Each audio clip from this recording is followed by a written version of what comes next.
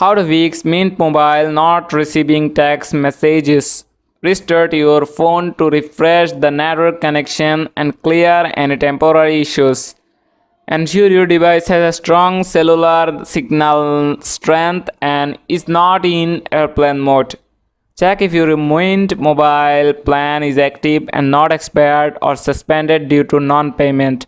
Verify that your mobile phone's messaging app is set as the default messaging app. Confirm that your phone number is correctly entered and registered with Mint Mobile.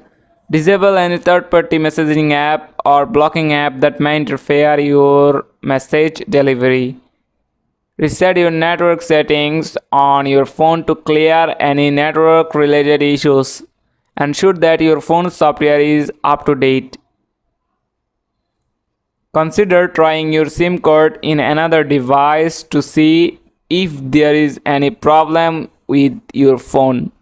Hope you understood the entire topic. That's it. Thanks for watching the video.